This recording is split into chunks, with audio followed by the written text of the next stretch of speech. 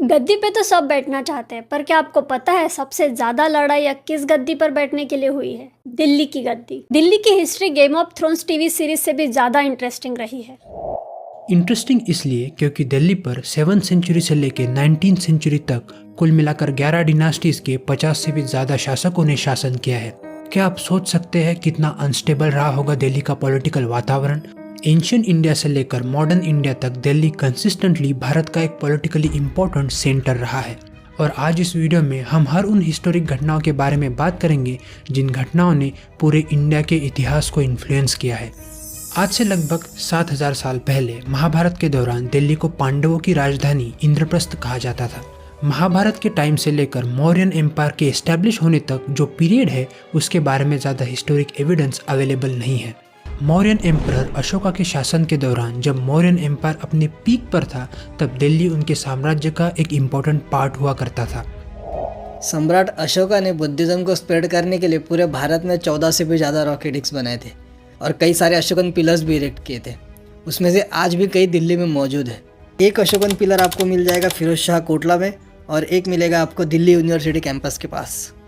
पर अशोका की बुद्धिज्म अपनाने के बाद से ही मौर्य साम्राज्य का डिक्लाइन होना शुरू हो गया। नॉन वायलेंस की पॉलिसी अपनाने की वजह से बॉर्डर डिफेंस मैकेनिज्म कमज़ोर होने लगा, जिसका फ़ायदा आसपास के छोटे मोटे राजाओं ने उठाना शुरू कर दिया। कई सारे मौर्यन आर्मी जनरल्स भी बगावत पर उतर आए और धीरे धीरे मौर्य साम्राज्य खत्म हो गया। उसके बाद आए गुप्ताज। हालांकि गुप्ता एम्पायर के शासन के द्वारा बनाए गए कोई भी स्ट्रक्चर्स सरवाइव नहीं कर पाए, पर उनके पीरियड में दिल्ली एक इम्पोर्टेंट ट्रेड और कॉमर्स के सेंटर के रूप में उभरा, जहां से पूरे इंडिया में ट्रेड रूट्स फैले हुए थे। गुप्ता डिनास्टी के डिक्लाइन के बाद 400 से 500 साल तक कोई नई स्ट्रॉन्ग डिनास्टी नहीं उभरी। कई लोकल रूलर्स छोटे मोटे हिस्सों पर अपना शासन जमाए बैठे रहे। Welcome to the era of Rajputs. अगर मैं आपसे पूछूं कि दिल्ली के ट्रू फाउंडर्स कौन है तो आपका जवाब क्या होगा? तोमर डिनास्टी के राजा अनंगपाल तोमर ने 8th सेंचुरी में लालकोट फोर्ट की नींव रखी, जो उस वक्त एक फोर्टिफाइड सिटी हुआ करती थी और तोमर डिनास्टी की राजधानी भी। और उसी वक्त से दिल्ली एक पावरफुल पॉलिटिकल सेंटर के रूप में उभरना शुरू हुआ। तोमरों ने कई सारे कल्चरल साइट्स को डेवलप किया और हिंदू डेटीज के मंदिरों का निर्माण किया। अभी आपको एक इंटरेस्टिंग हिस्टोरिक फैक्ट बताता हूँ जो शायद ये आपने कहीं सुना होगा। इस्लामिक इन्वेडर्स ने कई सारे हिंदू टेम्पल्स को डिस्ट्रॉय किया है, लेकिन तोमर डायनास्टी द्वारा बनाया गया एक हिंदू मंदिर आज भी दिल्ली में मौजूद है। साउथ दिल्ली का योगमाया टेम्पल, जो इकलौता ऐसा मंदिर है जो प्री दिल्ली सल्तनत ईरा से मौजूद है। इंटरनल पॉलिटिक्स, अफगानी रूलर्स के साथ कांस्टेंट कॉन्फ्लिक्ट और साथ ही पड़ोसी राजाओं से होने वाले आक्रमणों की वजह से तोमर डिनास्टी का डिक्लाइन शुरू हो गया। राजपूतों की तोमर डिनास्टी इकलौती ऐसी डिनास्टी है जिसने 500 से 600 साल तक अपनी पकड़ दिल्ली पर बनाए रखी, जो उनके बाद आने वाली कोई भी डिनास्टी नहीं कर पाई। तोमर डिनास्टी के चौथे राजा अनंगपाल तोमर द सेकंड की डेथ के बाद दिल्ली का तख्त अजमेर पर राज कर रहे उनके पोते जो चौहान डिनास्टी के राजा थे उनके पास चला गया। चौहानों में अगर सबसे प्रतिभाशाली राजा कोई थे तो वो थे पृथ्वीराज चौहान। हालांकि दिल्ली पर उन्होंने कुछ 10-15 साल ही राज किया, पर उतने कम समय में ही उन्होंने अपनी छाप भारत के इतिहास पर हमेशा के लिए छोड़ दी। आज भी भारत का बच्चा बच्चा उनको एक शूरवीर वॉरियर प्रिंस के नाम से जानता है। पृथ्वीराज चौहान की बात सारे राजपूत राजाओं में अलग थी।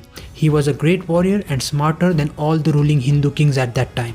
उन्होंने बाहर से होने वाले मुस्लिम इन्वेजन का अंदाजा पहले से ही लगा लिया था और इसलिए उन्होंने सारे राजपूत राजाओं को एकजुट करके एक बैनर के अंडर लाने का काम किया। और जैसे ही पहली बार ईरानियन इन्वेडर मोहम्मद घुरी इंडिया में आया, उसको फर्स्ट बैटल ऑफ टेरेन में हरा दिया। पर हराने के बावजूद भी मोहम्मद घुरी को जिंदा वापस जाने देना ये उनकी सबसे बड़ी गलती रही। राजपूत राजाओं और इन फॉरेन इन्वेडर्स का अगर हम कंपैरिजन करें तो मिलिट्री पावर तो दोनों तरफ लगभग सेम थी, पर डिफरेंस बस ये था कि राजपूत रूलर्स लड़ाई में हमेशा वैल्यूज़ और इथिक्स फॉलो करते थे, जैसे कि निहत्थे पर वार नहीं करना, किसी राजा को हराने के बाद उसकी हत्या नहीं करने जैसी बातें। But on the other hand Muslim invaders हमेशा सिर्फ जीत के लिए जंग लड़ते थे। उनका गोल बस अपने अपोनेंट को नेस्तनाबूद करना होता था।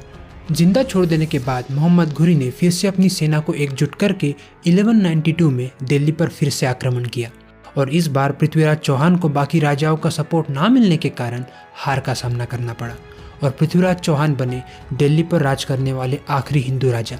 और यहीं से इस्लामिक कॉन्क्वेस्ट इंडिया में शुरू हो गई। एक थॉट एक्सपेरिमेंट करते हैं। सोचिए अगर बाकी हिंदू राजाओं ने तब पृथ्वीराज चौहान का साथ दे दिया होता, अपनी यूनिटी बरकरार रखी होती और उन राजाओं के साथ मिलकर पृथ्वीराज चौहान ने सेकेंड बैटल ऑफ टेरेन में मोहम्मद घुरी को हरा दिया होता, तो सोचिए आज भारत का इतिहास कैसा होता। सोचिए और कमेंट में बताइए। पूरे भारत के इतिहास में भारतवासियों को यूनिटी ना होने के कारण, एकजुटता ना होने के कारण कई बार हार का सामना करना पड़ा है। खैर इतिहास में तो ऐसे अगर मगर कई आते रहते हैं। बहरहाल चलते हैं अपने टॉपिक पर। मोहम्मद घुरी ने जीतने के बाद दिल्ली का तख्त उसके गुलाम कुतुबुद्दीन ऐबक के हवाले कर दिया, जो कि सबसे पहले एक गुलाम था पर अपने मेहनत से गुलाम से सिपाही और सिपाही से एक जनरल बना। घुरी की डेथ के बाद उसने स्लेव डिनास्टी को एस्टेब्लिश किया और बना दिल्ली का पहला सुल्तान। वहीं से दिल्ली सल्तनत की शुरुआत हुई। आज भी दिल्ली में जो कुतुब मीनार मौजूद है उसके कंस्ट्रक्शन की नींव भी कुतुबुद्दीन ऐबक ने ही रखी थी। इसी दिल्ली सल्तनत में रजिया सुल्ताना 4 साल के लिए दिल्ली की सुल्तान बनी। She is known for being the only female ever to rule the Delhi सल्तनत। रजिया सुल्ताना दिल्ली पर राज करने वाली पहली और आखिरी फीमेल रूलर रही है। जब स्लेव डिनास्टी दिल्ली में रूल कर रही थी तभी नॉर्थ ईस्ट एशिया में Genghis Khan, the founder of Mongolian empire की ताकत बढ़ती जा रही थी, पर स्लेव डिनास्टी मंगोलियंस को इंडिया में आने से रोकने में काफ़ी हद तक कामयाब रही।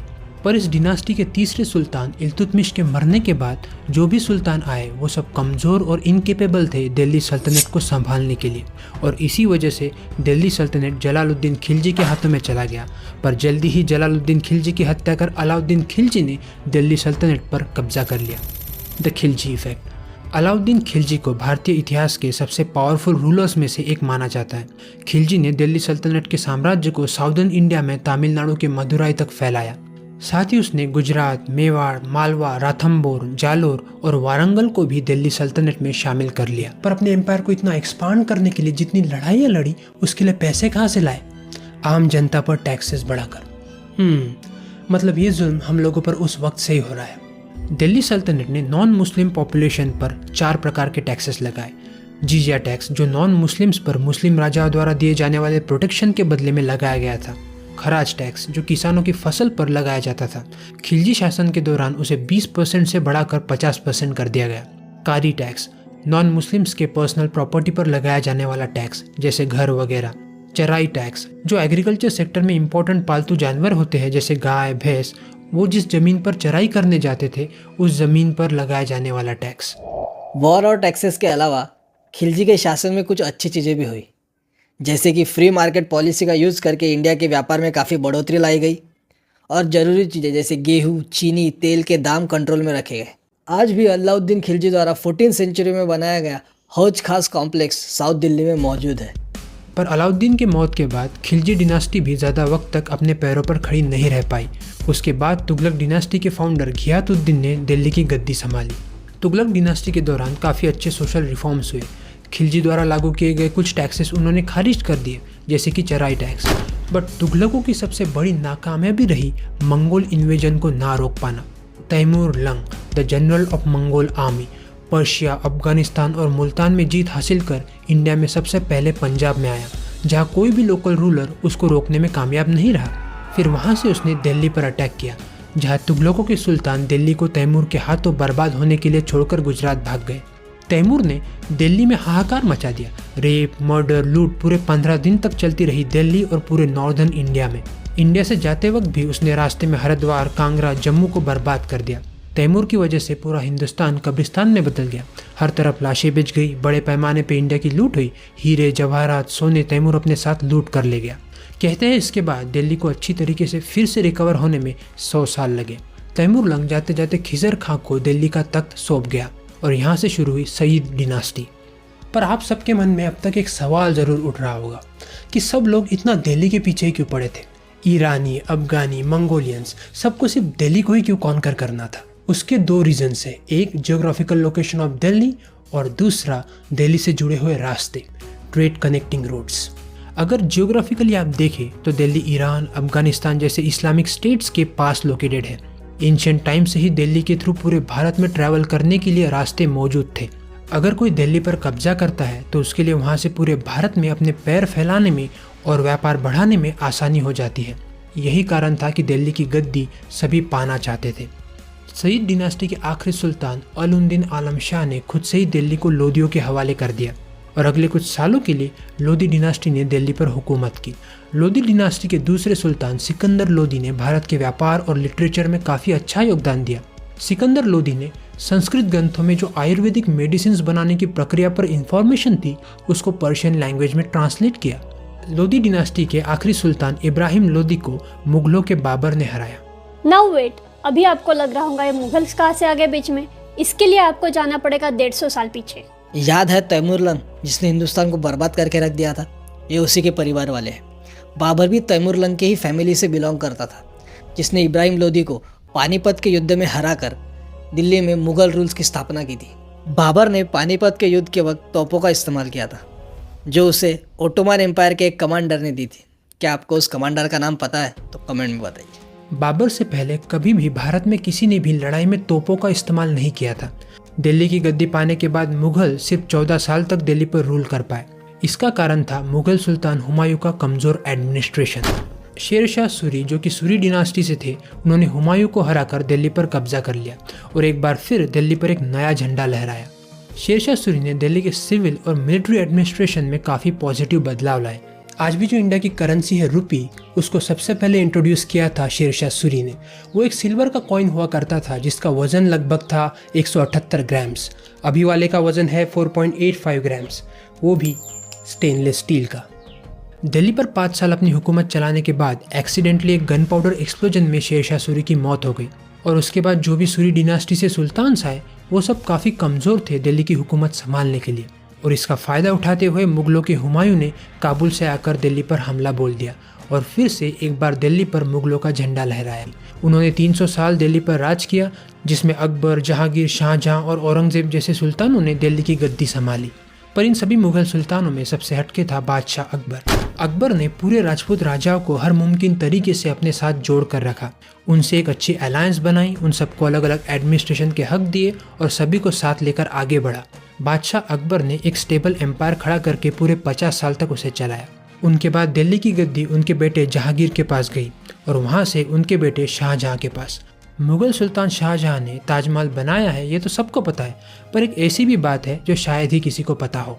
शाहजहां की एक बेगम फतेहपुरी बेगम ने खरी बावरी मार्केट को एस्टेब्लिश करने में मदद की, जो आज भी दिल्ली में मौजूद है और एशिया में मसालों का सबसे बड़ा मार्केट है। उसी वक्त से भूटान, अफगानिस्तान और पाकिस्तान के ट्रेडर्स यहाँ व्यापार करने आते हैं। जब औरंगजेब ने दिल्ली की गद्दी संभाली तब उसे मराठा और सिख रेबेलियन का कड़ा सामना करना पड़ा।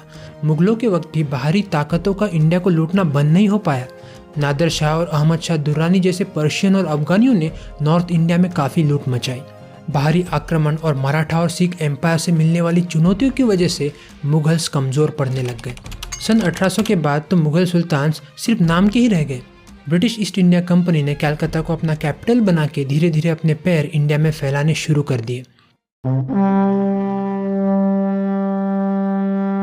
1600 में British east India company Gujarat के सूरत सी पोर्ट पे चाय, ओपियम, नमक और सिल्क के कपड़ों का व्यापार करने के बहाने उतरी और वहाँ से मुगल सुल्तानों और भारतीय शासकों ने इस बात पर ध्यान ही नहीं दिया कि किस तरह ब्रिटिश ईस्ट इंडिया कंपनी पहले इंडिया के व्यापार में और धीरे धीरे इंडिया के राजनीति में शामिल होती गई।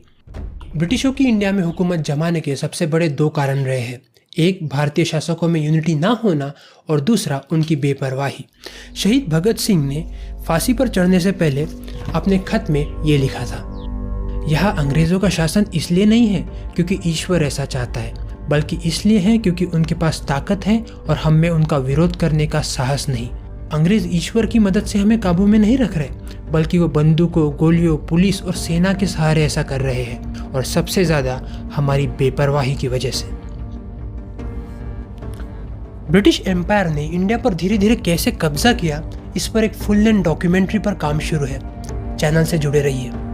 फिलहाल चलते हैं 1857 के रिवॉल्ट में, जहां भारतीयों ने ब्रिटिश ईस्ट इंडिया कंपनी के खिलाफ पहली बार आवाज़ उठाई। इस रिवॉल्ट में क्रांतिकारियों ने दिल्ली जाकर आखिरी मुगल सुल्तान बहादुर शाह जफर को हिंदुस्तान का सुल्तान घोषित कर दिया, पर ब्रिटिश ईस्ट इंडिया कंपनी इस रिवॉल्ट को दबाने में कामयाब रही क्योंकि सभी इंडियन रूलर्स ने उन रेबल्स का साथ नहीं दिया। एक तरफ थे झांसी की रानी जैसे शूरवीर योद्धा और दूसरे तरफ थे भारत के ऐसे राजा जिन्हें सिर्फ अपने आलीशान महल, गद्दी और आराम की जिंदगी से ही प्यार था। ब्रिटिशर्स ने आखिरी मुगल सुल्तान बहादुर शाह जफर को बर्मा भेज दिया और तभी से ब्रिटिश क्राउन ने इंडिया में डायरेक्ट रूल करना शुरू कर दिया। क्वीन विक्टोरिया बनी एम्प्रेस ऑफ इंडिया। 1911 तक कलकत्ता ब्रिटिश इंडिया का कैपिटल हुआ करता था, पर उसके बाद दिल्ली को बनाया गया। इंडियन कम्युनिटी ब्रिटिशों के कायदे कानूनों से बहुत परेशान थी। उनके लगाए हुए टैक्सेस वगैरह बिल्कुल भी भारतीय जनता के लिए टॉलरेबल नहीं थे। देखिए, अगर आप किसी एक कम्युनिटी पर बहुत अत्याचार करते हो तभी उस कम्युनिटी में एकता जाग उठती है आवाज़ उठाने के लिए, और ऐसी ही एकता पूरे भारत में जागी और बहुत लोगों के बलिदान और त्याग के बाद भारत को 15 अगस्त 1947 में आज़ादी हासिल हुई। 1952 में चौधरी ब्रह्म प्रकाश बने आज़ाद भारत की दिल्ली के पहले चीफ मिनिस्टर। तो ये तो थी दिल्ली की कहानी। अगली बार जब भी आप दिल्ली जाओगे, वहाँ की सड़कों और गलियों में घूमोगे, तो ये बात अपनी जहन में ज़रूर रखना कि कितनी कठिनाइयों से गुजरा है दिल्ली, कितना कुछ सहा है, देखा है दिल्ली की इस ज़मीन ने। आप कमेंट सेक्शन में दी हुई लिंक पर जाकर इस वीडियो के इम्पोर्टेंट नोट्स डाउनलोड कर सकते हैं।